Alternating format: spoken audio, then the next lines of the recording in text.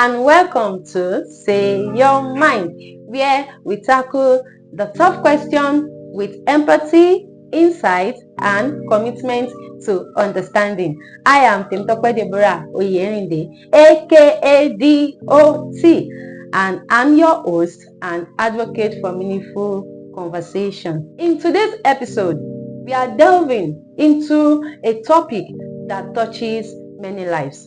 Should parents be blamed for their children's broken marriages? Of course, it is a complex issue with layers of emotion, societal expectations, and personal experiences. And today, I'm thrilled to have Ibitoye Dorcas on the show. Hi everyone, my name is Ibitoye Dorcas and I'm happy to be on the show here with my host. You're welcome. Thank you. Straight to today's business. In your own view, should parents be blamed for their children's broken marriage? Thank you for that question, my dear sister. Okay, in my view, I think parents should not be blamed for their children's broken marriages because there is what we call the power of choice. Everyone decides what you want. Nobody chose for you in the first place, so they shouldn't be the one to decide either you should be out of the marriage or you should be in. And to be sincere, no matter the amount of pressure or whatever it is that is coming from the parents, either from your parents-in-law or your home personal parents, that should warrant you leaving your home or being out of your marriage. Okay, so I think they should not be blamed. No matter what they do to you, you should know what you want. You should stand firm. You should be able to fight for your marriage. You should be able to know that this is what I want, this is what I worked for, and then the two of you work together and make sure that the marriage stands. And then should I even say, why should you even give so much space to external factor to the extent that it can lead to your broken home? Okay, what if I should ask this question? Now we are not talking about external factor or third party in the marriage, but we just want to look at it in this way. Like, should parents be blamed for their children's broken marriage? In what sense? Some children were brought up by single mom and single dad. Yeah. So what can you say concerning that?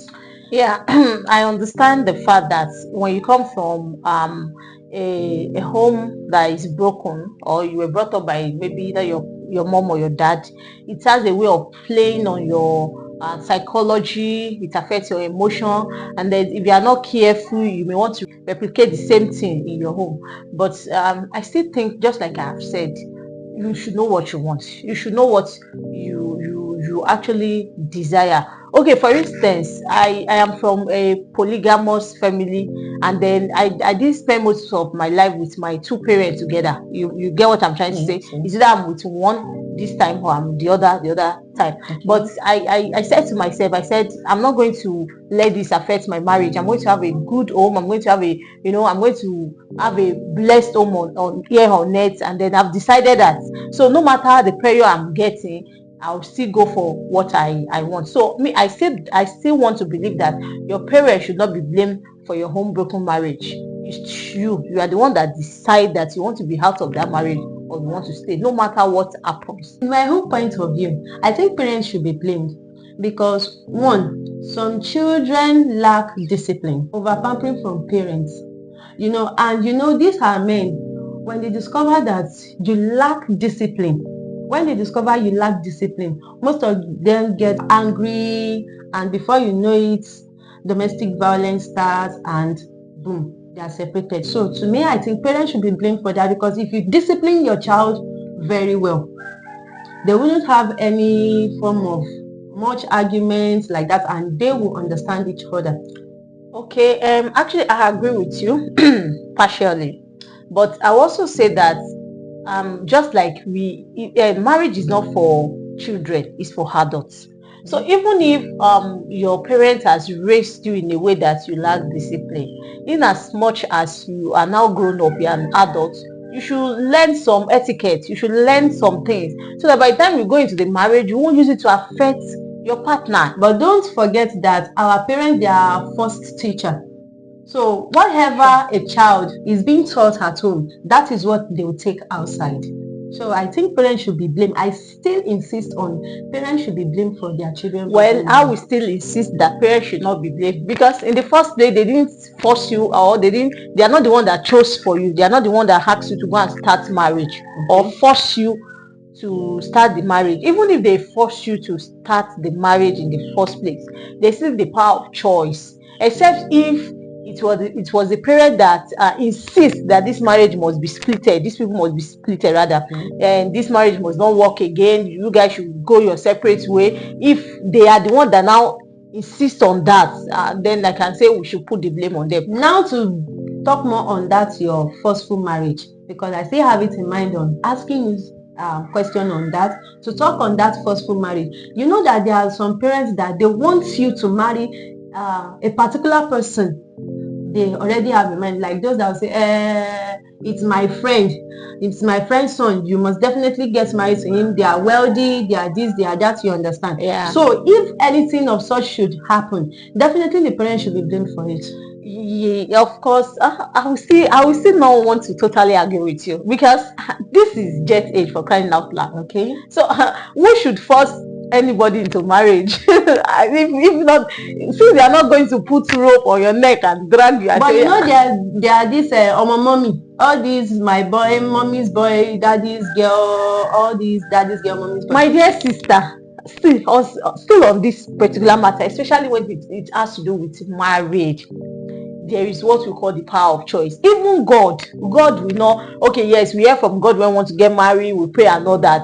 God will not so much force somebody on you. Since the time that Adam sinned, and the first thing he said was that the woman that you put with me gave me the apple. Okay. Since that time, God has in fact not been forcing people on the other person, like force a wife on you or force a spouse, the husband on you. Okay. So I still think that there shouldn't be this age, there shouldn't be forceful marriage, except if the person is not elect, the person is not learned. Okay, what about matchmaking? Okay, yeah, the aspect of matchmaking, thank God you said matchmaking. When they matchmake, when you are cool with it, go with it. I've seen marriages that they actually did with matchmaking, and some of it works out. Yes, some does not work out. That's why I still said the power of choice. If you know that this person they are trying to matchmake you together is not somebody you like, or is not somebody you can spend your entire life with. See, marriage, when we talk about marriage, some is an institution that once you enter, you don't sign to go out. I don't know of other people, but at least when we talk about Christian marriage, permit me to say it. So once you are in, you are in. So now matchmaking, if they matchmake you think it's something that will work, of course go ahead. But if you feel it's not going to work, why go in with it in the first place? But did you know that there are some people, they don't have a choice at all than to go for it, and in reasons they do not even like the person they are being matchmake. Okay. The truth of the matter is that in as much you say you are going into these things, you should be prepared. You should prepare your mind. You should prepare that, okay, you are in for it. Thank God marriage is for better, for worse.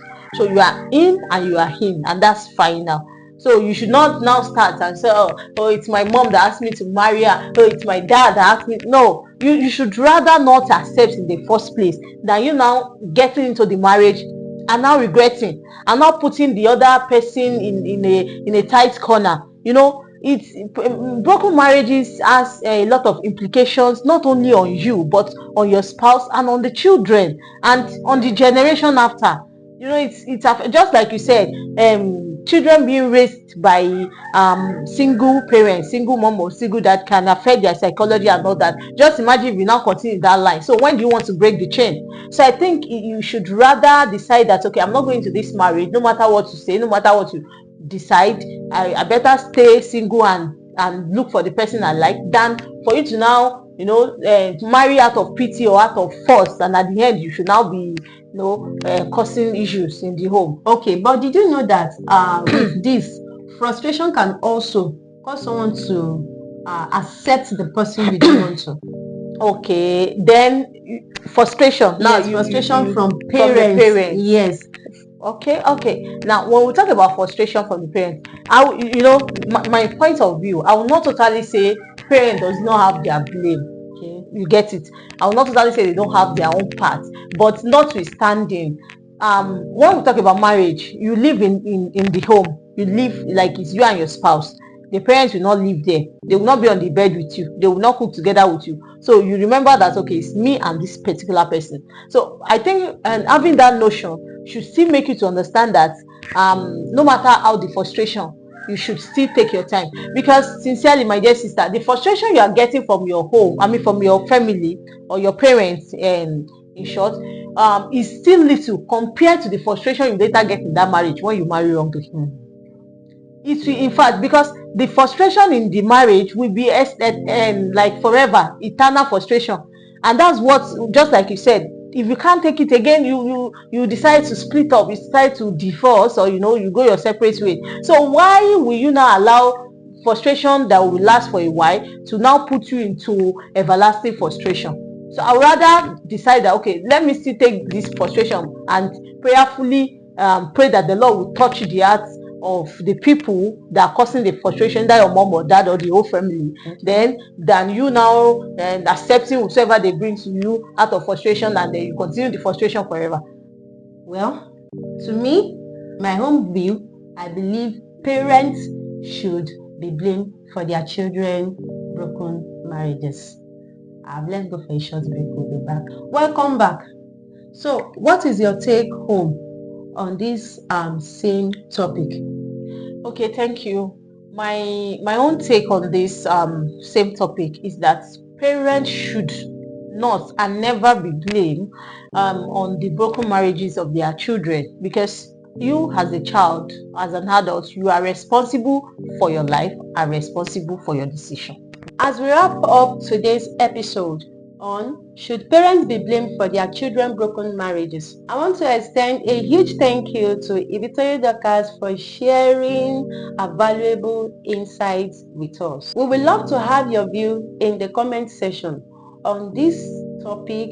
Should parents be blamed for their children broken marriage? Until then, I remain Temitope Deborah Oyerinde, aka DOT. And don't forget, you are a royal diadem.